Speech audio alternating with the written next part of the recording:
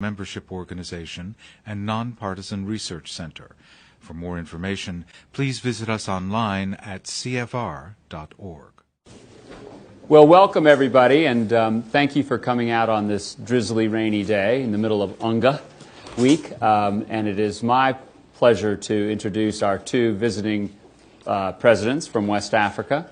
I'm Walter Kansteiner, a member of CFR and part of the ExxonMobil team, and it is my pleasure to welcome these two gentlemen. Our topic is really focused on post-conflict societies and how these countries grow out of those conflicts and enable themselves to flourish and prosper. President Koroma has been the President of the Republic of Sierra Leone since 2007. A businessman, a politician, a statesman. We are anxious to hear your experiences in Sierra Leone. President Ouattara, as many of you followed the developments in Côte d'Ivoire over the past 12 months, was sworn in on May 6th, 2011, and he is visiting New York and the UN General Assembly for the first time as the President of Côte d'Ivoire. So welcome, both of you. We are really, really happy that you all took time out of your very busy schedules. The way that we thought would best be the use of time today was to really launch into questions and answers. Okay. And so if I could take the liberty of asking a couple questions to launch us off, and then gentlemen, if we can open it up to the members here. I know they are anxious to pick your brains about all of the experiences that both of you have been through. Okay. If I could, President Ouattara, let me start with you and ask the question that political theorists, but also political realists and people that actually practice it are always asking, and that is, in a post-conflict situation, how do you balance between rewarding those that were loyal to you, that supported you, and enabled you to be where you are? How do you balance that support and loyalty to them with the notion of national reconciliation? If you could just take a few moments and describe, it's a tight wire, we know, but perhaps you could shed some light on that. Yes. Well, I'm not sure my mic is on, is it? Yeah. I was told it was not on, but I should be careful. So, well, thank you very much. I think it's an important question. But the basic element in reconciliation is really equity, justice. In the example of Côte d'Ivoire, really what happened, I think you're thinking especially of people in the army who fought and were able to get former President Gbagbo to leave office. And how do you treat them compared to others, for example, who had remained loyal to former President Gbagbo? The main difference is that there was favoritism. Those who were loyal to me had been, for various reasons, ethnic, regional, and probably sense of loyalty had been kept behind in promotion in the army. So in a way, it was fairly easy to get them to get that readjustment. Now, once you do that, you have to make sure that the others clearly accept those who you promote as being at the right level for promotion.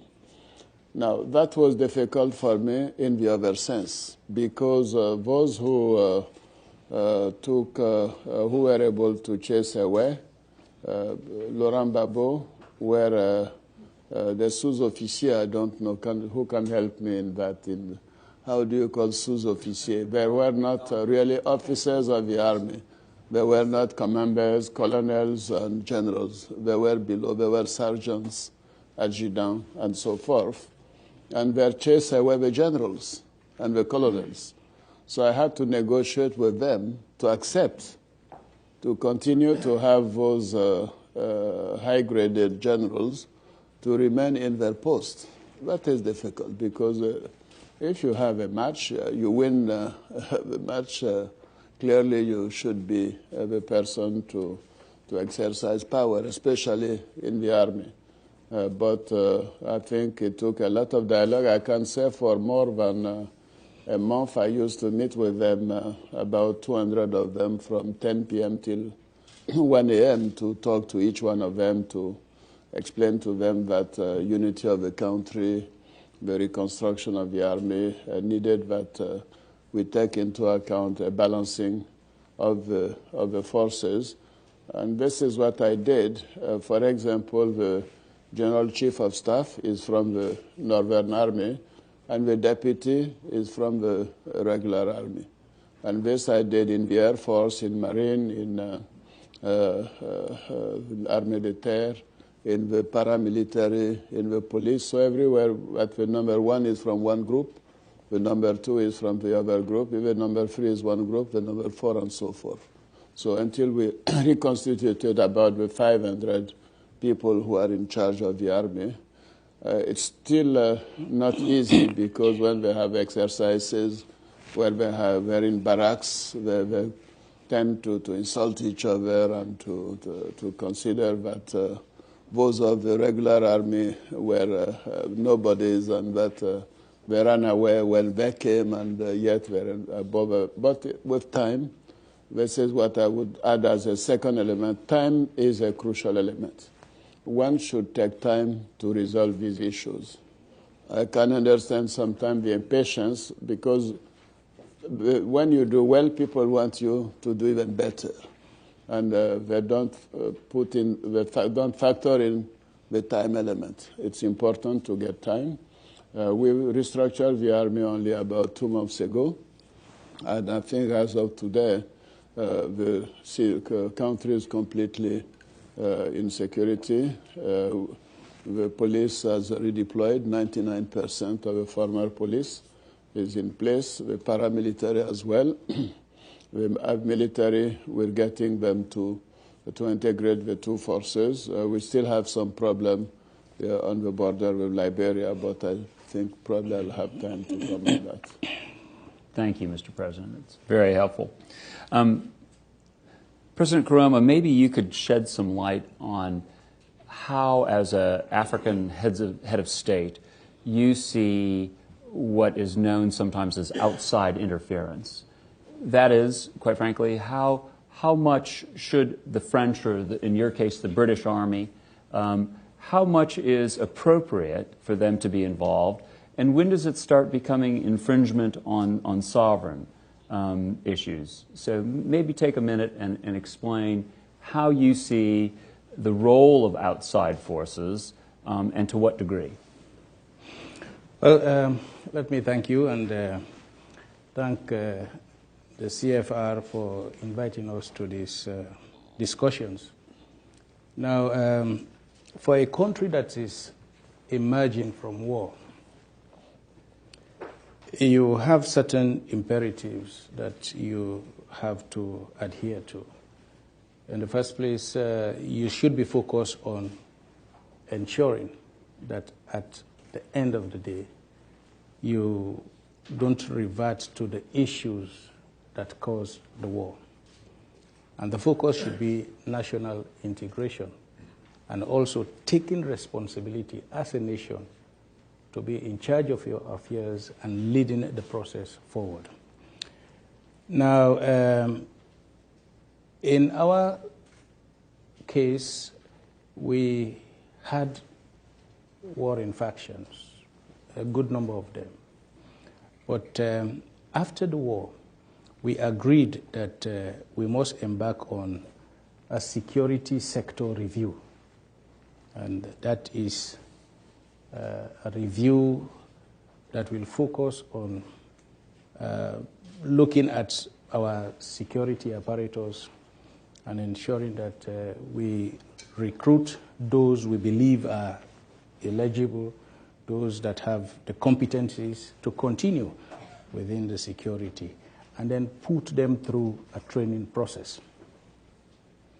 Now, for such, you really require support from your bilateral friends and especially donors. In our own case, DFID provided that support. We had IMAT. They came in and got involved in the process of identifying those that we believe should come into the army and then putting them through the training. Now, whilst the training was going on and the process of identification, it was not just a process that was left entirely in the hands of DFID. We also had our people collaborating with them in the identification process, ensuring that the focus is not limited to just one group, because everybody should be involved. The military that was then, the existing military, and those that fought, that were qualified to join, were all integrated into the new military, and the training process has been ongoing. IMAT was very much involved. They are still involved, but as we move along, the role changes.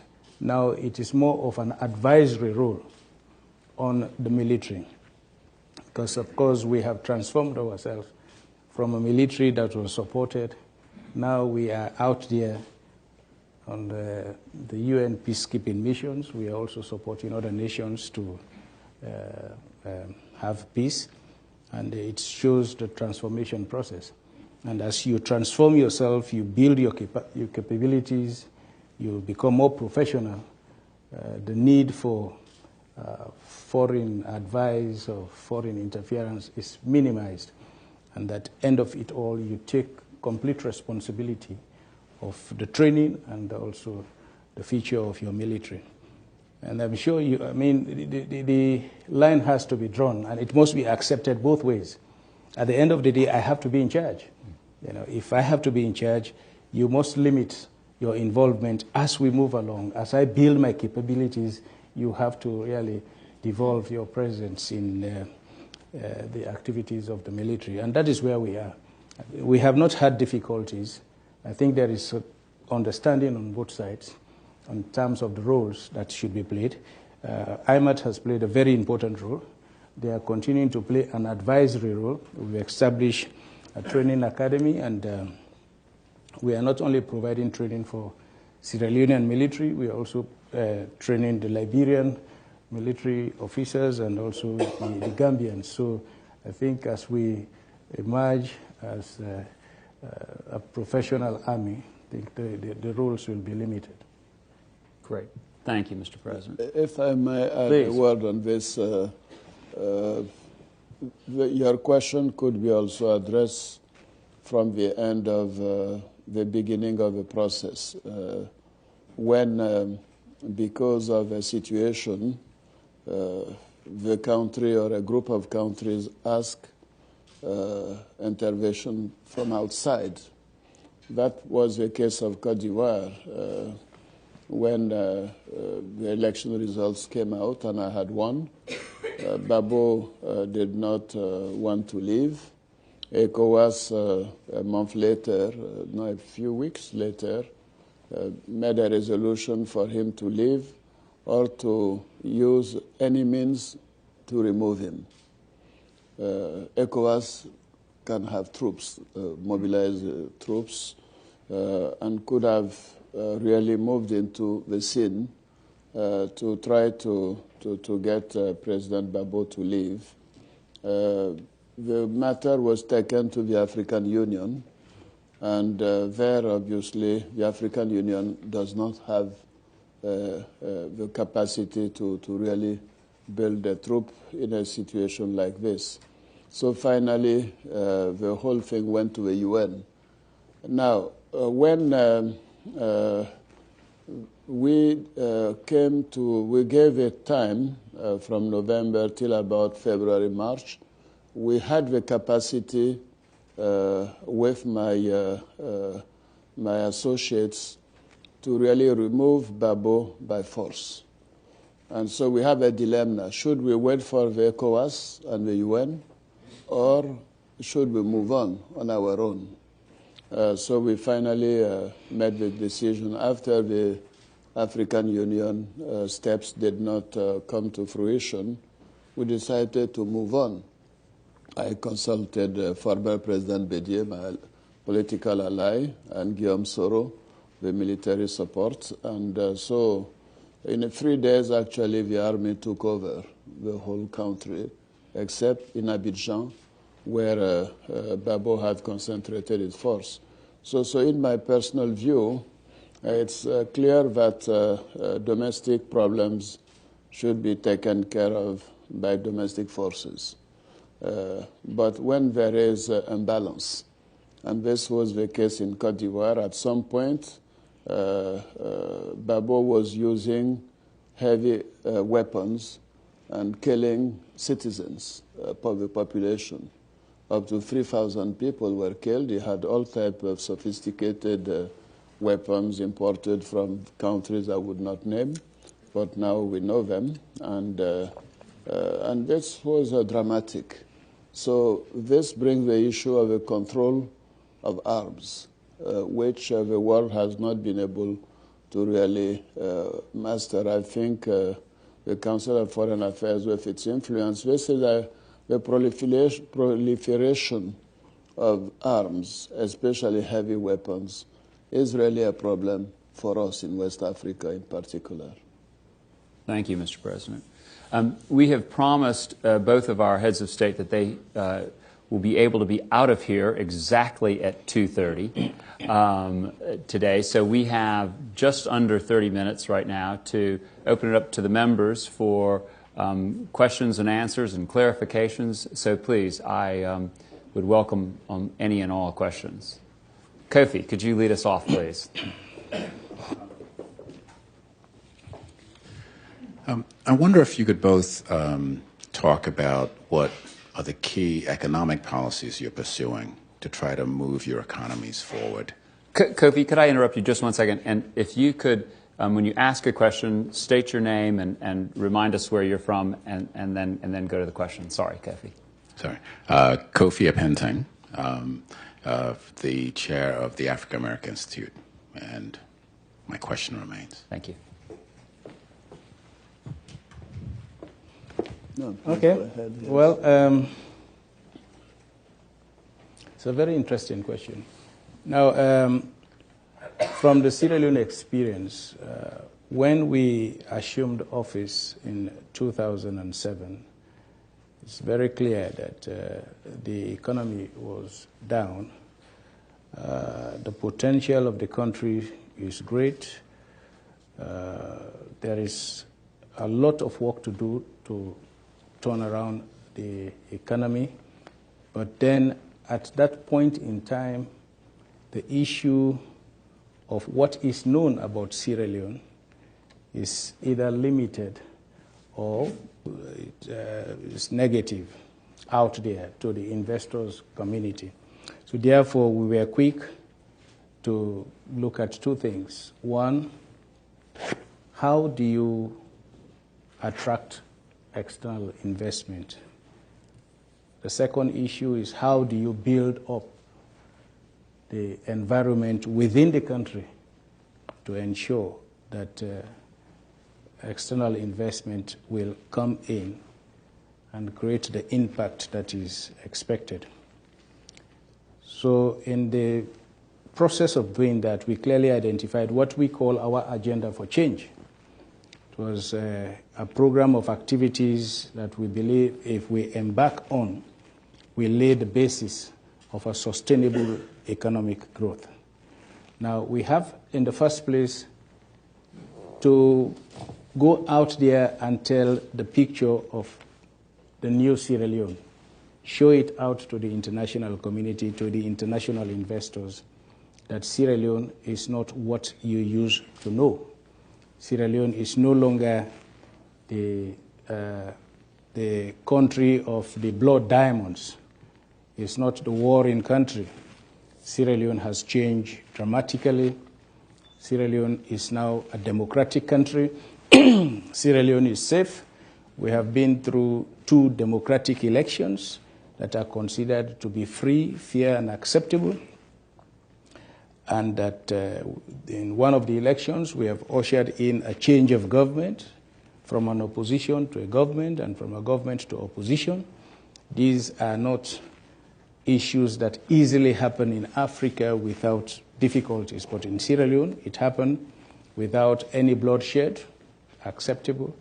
It shows the level of maturity and the democratization that has taken place in the country. And in addition to that, as a government, we embarked on quick reform programs, changes of our laws, ensuring that we do the things that will create the environment to attract external investors. And we have been credited for what we have been doing by the World Bank.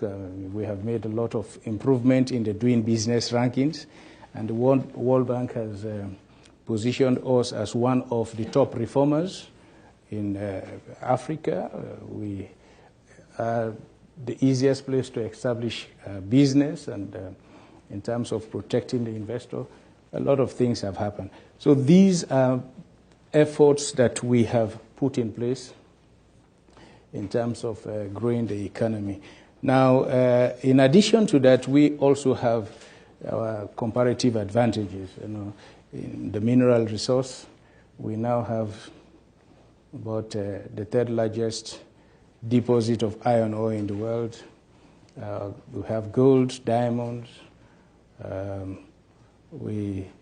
Our agriculture, titanium has always been there, and diamonds, we are now into the oil exploration, and the results are very, very interesting. But in all of these, I think what has been our focus is to ensure that we make the environment open, transparent, and attractive. And with these attractions, I am sure that the investor who was out there knowing nothing about Sierra Leone also needs an opportunity to know. That was why in 2009 we had the investment forum in the UK, in which we went out and we started telling the people that Sierra Leone is ready for business. Sierra Leone is the place to go for business. We needed to do that because of stories that have been making the rounds about Sierra Leone. We have been out there for the wrong reasons, and now I think it is time for us to go out and tell people that we are all ready for business. So we have made these efforts. It's not a deliberate policy, but we have to rebrand, we have to attract investors, we have to take advantage of our potential. And now we are realizing the gains that we have made. The mining industry is picking up. We have big names coming in. The agricultural sector is growing. The petroleum industry, we have big players now showing interest, and Sierra Leone is becoming the attraction. So our policy has been that of rebranding and also improving the environment and attracting the external investment, which I believe is paying dividends. And I believe that with what we have done, especially the credence that have been given to us by the World Bank and other institutions, I think we are now ready for business. Thank you. Thank you very much. Yes, please. Mr. President, I'm Teresa Clark. I'm the CEO of Africa.com. My question relates to the Africa Union. For years and decades, one looks to the Africa Union to play the role that the European Union has played in pulling together smaller countries in order to create one common market. As two of the newer presidents on the continent, can you please comment on your willingness to subordinate some of the independence and liberties associated with being an independent state in favor of the benefit for all that would come about as a result of an effective African Union? Well, let me just say a few words on the first question, economics. What type of economic policies we are trying to implement in Côte d'Ivoire. In Côte d'Ivoire, actually, we had a liberal policies since independence. When we were a parenthesis of socialism by Babo from 2000 to 2010-11, but it did not go very far because clearly the mentalities, the environment, and the policies have always been clearly been liberal policies. And I'm a vice president of the International Liberal Movement, so I'm very proud to say that because I think that it's private sector really support which will helps most having very fast economic growth. Now, with the crisis in 2010, estimates were that GDP would drop by about 10% earlier this year.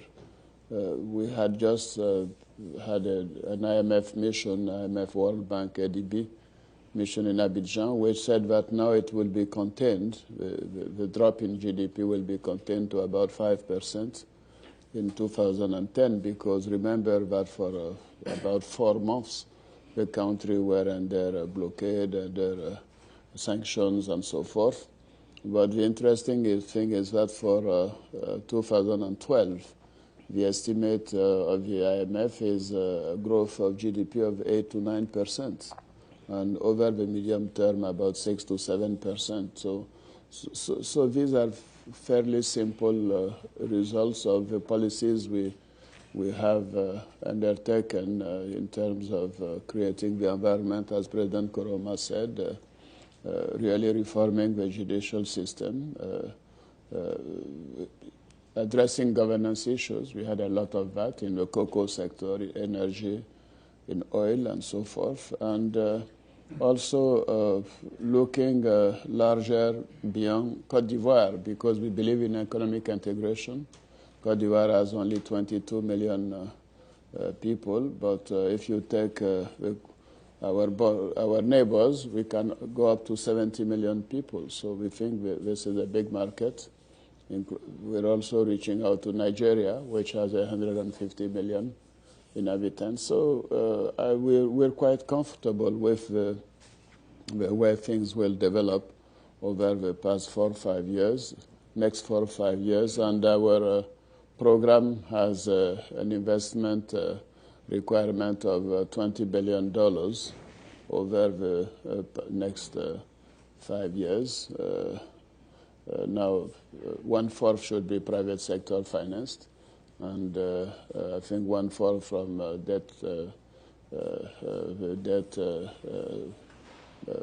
the HIPC countries with debt relief, and also the others in terms of public investment and also trying to reorient some of the current expenditures. Now, on the issue of the African Union, well, my brother Koroma is a senior in this compared to me, but I must confess I'm very disappointed with the African Union.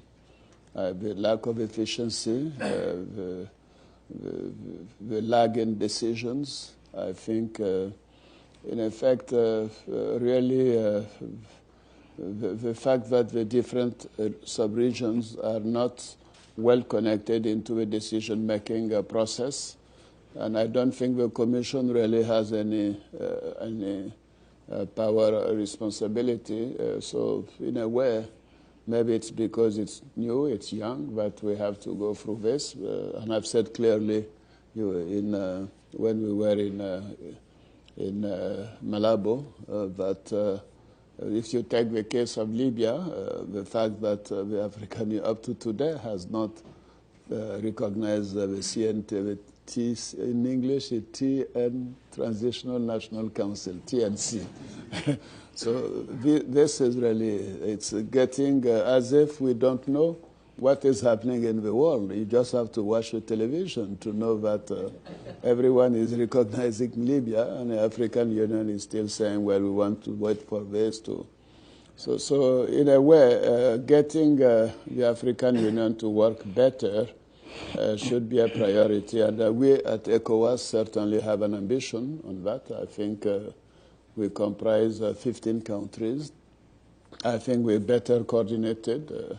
We're in touch with each other. We have emergency meetings when it's necessary. We, Kuruma and myself, were in Monrovia in the framework of Mano region. I was in Abuja Saturday, a week ago, with Johnson Sirleaf, Jonathan and others about the problem of the borders, Liberia, Cote d'Ivoire. So we want to make at least ECOWAS something which is ready militarily, but also diplomatically. I don't think we're going to wait for the African Union, Madam. I'm sorry to say that. President Kuruma, do you share those worries about the African Union? Well, the African Union have come a long way. No doubt, no doubt we have had challenges like we have had in the past. The groupings within the Union are visible, and they may be responsible for the sluggishness of the Union.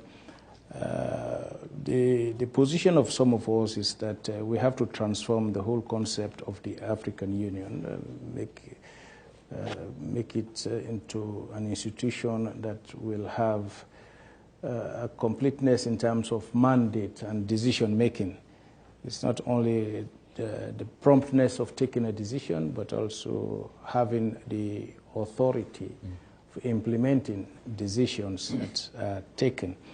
I must say that we still have challenges there, but I think the issues will be resolved very soon.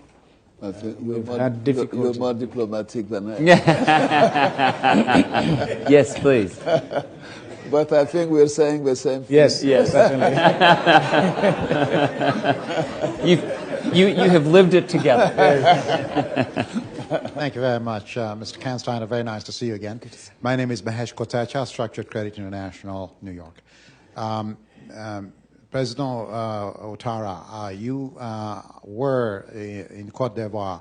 The seat of the African Development Bank, which you mentioned, has just visited you on a mission to perhaps provide a helping hand.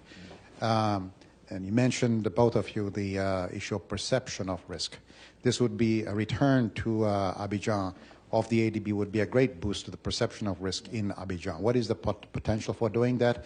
And is there something parallel that Sierra Leone can do to one up, as it were, Cote d'Ivoire?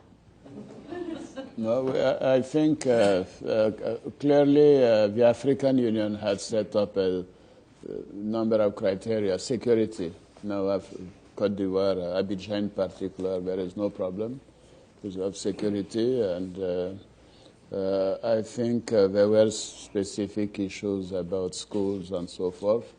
This has been settled. And so we had a mission in August. I think the decision will be proposed to the board for the African Union Bank to come back in next year instead of waiting for 3 years. In fact, my argument was very simple with the president of the African Bank. I said, well, look, we have gone for a process, getting a constitution, making elections, having our post-electoral crisis, and having a legitimate president. Now, so clearly, the horizon is clear. I said Tunisia has to have a constitution, have to have an election, have to have its crisis. So I think it's taking a lot of risks. I like Tunisia. Tunisians are my brothers and friends, but it would make sense for a manager to go to a place which is already safe rather than staying in a place which may not be. But of course, I wish the Tunisians democratic and fair elections, and especially peaceful elections. Thank you, Mr. President. Yes, let me say please. that we look forward to the homecoming of the ADB, not because of the fact that it will come within the sub-region where we belong, but I believe that the reasons that influence the movement of the ADB from Abidjan are now very visible where it is now presently domiciled. And I think with the improvements that have taken place in Côte d'Ivoire, and the fact that the potential for growth that was used in taking the initial decisions will be restored, I think we all look forward to, the relocation of the ADB again. I mean, where they already have established infrastructures of their own. It's not a question of leasing properties, but they have established infrastructures of their own. It will be a lot cheaper now economically to run it, and also the political risk has been considerably minimized, and I'm sure it will be eliminated very soon. Thank you. Yes, in the very back there, yes. With the Dutch newspaper NRC Handelsblad. I'd like to ask a question following up on the foreign intervention matter that was mentioned before. For both presidents, for Ivory Coast, the concept of responsibility to protect was explicitly mentioned by the Security Council. Do you think that this was a useful concept, and do you think it might be applied wider and further? I would like to ask it to both presidents. Well, since you mentioned Côte d'Ivoire, I think it's even today on the special meeting on Libya, I mentioned this. When you have a regime or a government killing its own people, what do? Morally, it's not acceptable. In French, they say assistance à personne en danger. If you're going by the street and you see someone who has a problem, normally you should try to help that problem. Now, in Libya, just like in Côte d'Ivoire, you had leaders who were killing their own people. And when we were at the Gulf Hotel every night, I used to be called because Babo was sending rockets and heavy weapons in some districts in Abidjan, killing 20, 30 people, on and on and on. When it reached 1,000, I called Ban Ki-moon and others. I said, people, you cannot just be insensitive to looking at someone because he has heavy weapons, he has constituted munitions, just for that, to stay in power and kill others. So I believe it's a notion which should be expanded. Of course, it should be under the United Nations leadership, as it's being done also in Libya. This is very important. It's not an arbitrary concept, in my view, because the world is now one place.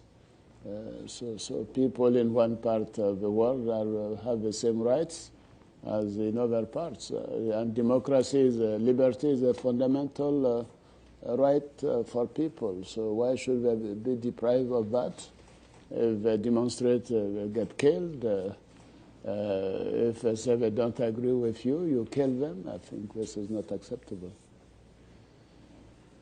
Any comment, President? No, well.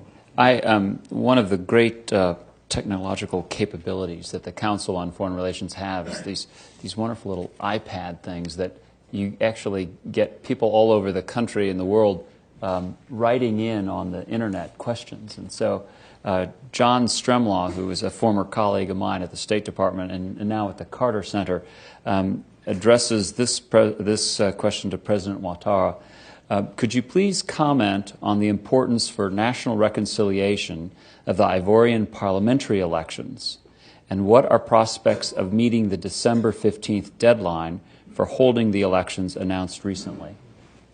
Yes, thank you. Well, reconciliation is clearly an important objective for us, and we really have. The language matters a lot, because with the former president, every time he appeared on television, it was to really have positions and words to divide Ivorians, and to say things. The responsibility of the problem was from the Burkinabe, the Malians, the Senegalese, and the French, the whites, and so forth. So he was in a framework of division, of hatred, and so I think my first responsibility is to really talk right, if I may say, to my people, and this is what we've been doing, to encourage them for reconciliation, for solidarity, for unity, and so forth. And as I do that, I see that even it goes down even with the village chiefs are holding the same language now. And we've set up a commission on dialogue, truth and reconciliation. President Koroma was kind enough to give me the key of all their discussions on this matter in Sierra Leone. And on top of that, in setting up the institutions, I made sure that all the different parts of the country and the people are represented. This is also very important. These are small countries, small population, people know each other. If on the Supreme Court you only have people from the north, the others will feel that justice will not be rendered in an equitable manner. If in government you only have people from the south, the same thing. So in forming the government, I went even further. I asked the party of former President Babo to come into the government, and they said yes and then no, and actually they couldn't agree among themselves, and as a result they did not come to the government I had formed. Now we have the parliamentary elections. The date should be fixed by the Electoral Commission. We hope in government that it will be before 15th of December. There again we have a hurdle because the former parliament had 225 members, and my party did not participate in the 2000 parliamentary elections. Because of that, the party of Mr. Babo had 100 seats. The oldest party, the party of the former president, had about 110. So now that we will participate, the party of Babo knows they will not get more than 30 or 40 seats. And it will be located in specific 2 or 3 areas in the country out of 50 departments. So they know they will lose credibility. Everyone will know that Babo was not elected then, really in 2000, that his party did not represent the majority, and so forth. It will give a confirmation to all that we said about the fact that it was a minority government and so forth. And because of that, they're still hesitating whether to participate in the parliamentary elections or not. I've encouraged them to participate. I had the Minister of Interior talk to them. I hope they will participate, but this has been delayed too long if they don't want to participate. I told them it would be a mistake, but we cannot have the same parliament in place for 12 years. Normally, parliament should have been renewed in 2005. It was not. It was to be renewed in 2010. So really, it's about time we have a credible parliament. Yeah, on the issue of reconciliation, I think it's quite a challenging issue, especially for a country or society that is emerging from a conflict. And the challenge there is you have to really manage the expectations of the people and also take deliberate policies that will take into consideration the sensitivities of the community or the country in which you are dealing with. In the first place, in terms of the political leadership, you have to ensure that as much as you could, you share the cake evenly or ensure that there is inclusiveness of all facets of the society. And in the implementation of the programs, especially programs of development, there has to be an even distribution of the developmental activities in the country. That is what we have ensured that we do in Sierra Leone. In terms of development, it's not only a question of developing one region, but we spread out the development to the extent that anything that happens in one district is replicated in all the districts in the country, so that everybody will feel part and parcel of the new process of moving forward. Because it is a process that is very delicate. Any simple misunderstanding or the perception that will be diverted by especially opponents could be misunderstood. That is why it has to be handled very carefully. And you have to go out and make deliberate policies to ensure that it happens. At times, even if it is against your will, that is why you have to provide the leadership that is required to ensure that everybody feels part and parcel of the process until when you are comfortably certain that it is no longer a threat in the entire developmental process of the country, then you can use other parameters in the allocation of resources or the distribution of positions. Thank you. Maura, final word. Thank you. Maura McLean with the Africa America Institute. This was a collaboration with the Council, with AAI, and various members, including our board chair of our Board of Trustees are here. This isn't characteristic of a CFR event, but I want to thank Richard Haas and Beth Cartier and the other people here at the Council who made it happen, and Walter Kansteiner, former Assistant Secretary of State for Africa, for presiding. But I especially want to thank you, President Kuruma, and you, President Ouattara, whom we proudly claim as a member of the AAI Alumni Network. It is cliche to say that you took time out of your busy schedules, but your schedules are truly hectic today. And we thank you. We could have gone on a great deal longer, given all the questions that are hanging in the room. And perhaps we'll have another session. Thank you. Thank you, Maura. Thank you very much. I have one last announcement before I release everybody, and that is in about 3 hours at 5:30, our next meeting of the Council on Foreign Relations will be held with Minister Zabari, the Foreign Minister of Iraq. So 5:30 here. Thank you all, and thank you, Presidents. Thank you for watching this Council on Foreign Relations video. For additional audio, video, and transcripts of CFR meetings, as well as expert analysis of international news, please visit us online